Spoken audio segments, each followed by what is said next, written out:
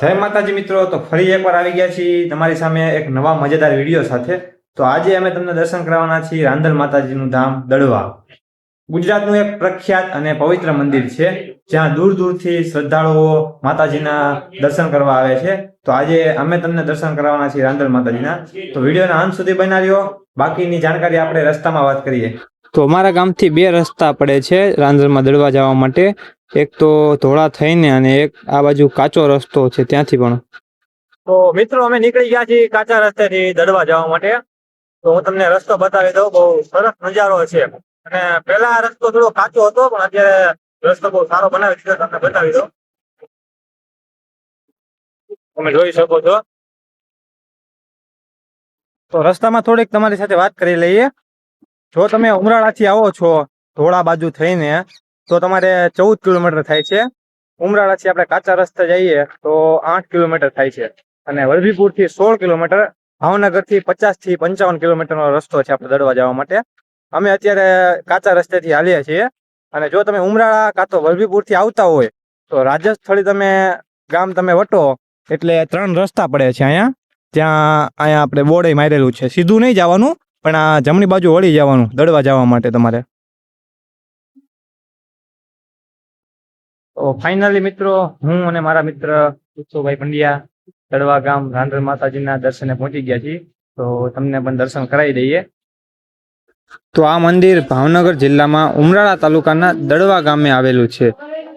રાંદલ માતાજી ભગવાન વિશ્વકર્માના પુત્રી અને ભગવાન સૂર્યનારાયણના પત્ની છે. એવું કહેવામાં આવે છે કે સૂર્યદેવનું તેજ સહન ન થતા માતાજી પોતાનું રૂપ છાયા તેને ત્યાં જ મૂકીને પૃથ્વી પર તપ કરવા આવે છે. અને આ વાવમાં સ્વયંભૂ રીતે પ્રગટ થયા છે. ત્યારથી માતાજીની અહીંયા શ્રદ્ધાથી પૂજા કરવામાં આવે છે. અને આ મંદિર આશરે 1100 વર્ષ જૂનું મંદિર છે. તમે માતાજીના દર્શન કરી શકો છો. મન મોહી લે તેવું માતાજીનું સ્વરૂપ છે.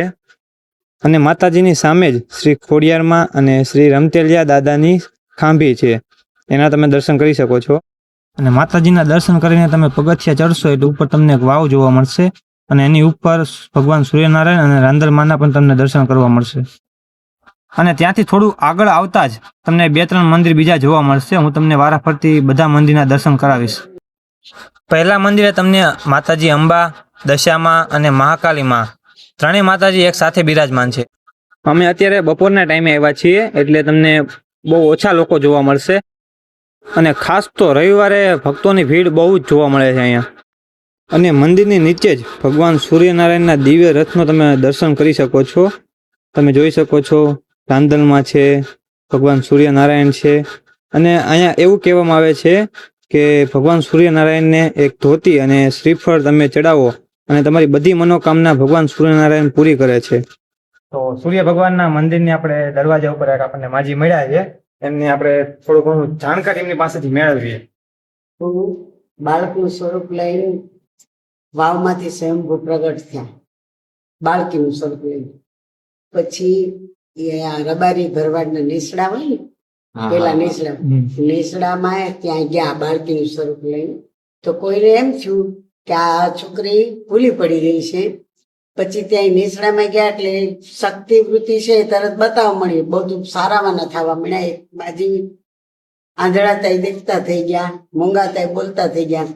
પછી માતાજીએ એનું બાળપણ નેસડામાં વિતાવ્યું. પછી માતાજીએ કીધું કે હવે મારી પ્રૌઢ વય ઉંમર વધી ગઈ છે, યુવાન થઈ ગયા માતાજી.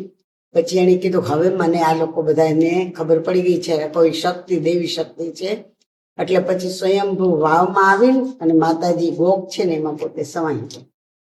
આ એની કહાની. બરાબર. સૂર્ય ભગવાનનું શું રહસ્ય છે?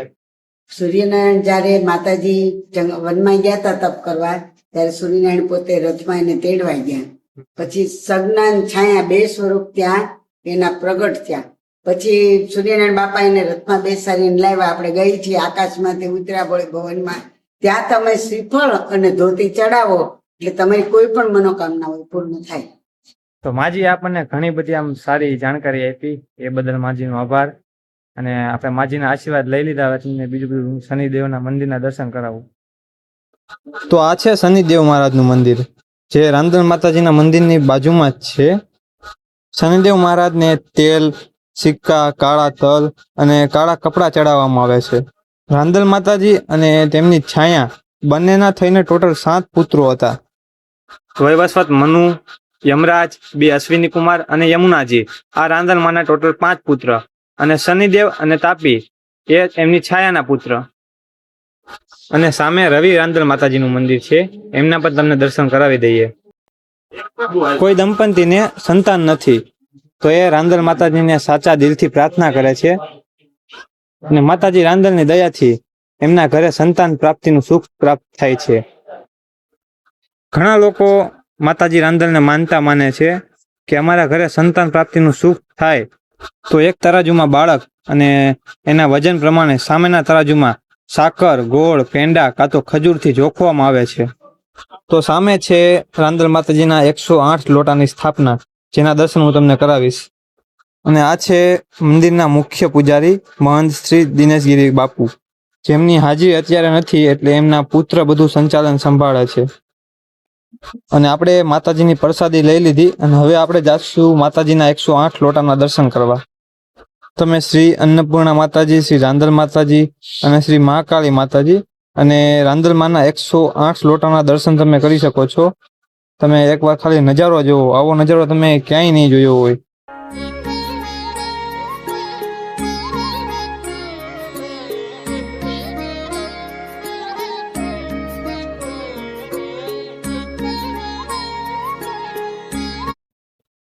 જે લોકો બહારથી આવ્યા હોય એમને રાતે રહેવા નાવા ધોવાની સુવિધા પણ અહીંયા મળી જશે.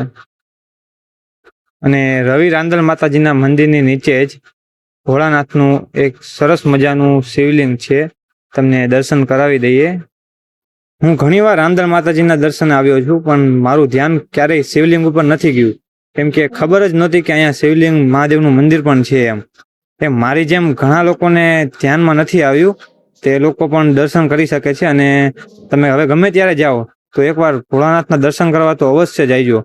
અને તમે જોઈ શકો છો નંદી મહારાજ છે, આ બાજુ હનુમાનજી મહારાજ છે, સામેની સાઈડે ગણપતિ દાદા છે, અને દિવાલ પર 12 જ્યોતિર્લિંગના નામ છે ફોટો સાથે, એ પણ તમે જોઈ શકો છો. મલ્લિકાર્જુન, નાગેશ્વર, વિશ્વનાથ, ત્રંબકેશ્વર, રામેશ્વર, કેદારનાથ છે, હજી 2-3 બાકી છે, કુષ્મેશ્વર છે, ભીમાશંકર છે, ઓમકાલેશ્વર છે.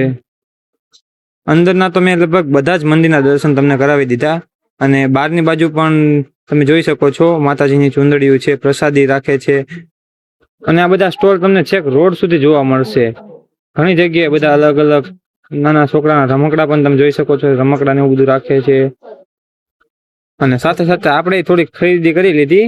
આપણી એક્ટિવા માટે ચાવીનું એક કિચન લઈ લીધું, હથોડો. ઉનાળો બહુ છે અને ગરમી એવી લાગે છે ને કે આખું ગળું બેયનું અમારું સુકાઈ ગયું, એટલે અમે લીંબુ સોડા પીવા આવી ગયા. અને દુકાને આવ્યા તો તમે જોઈ શકો છો બહાર જ અમારી માટે કુલર રાખવામાં આવેલું છે.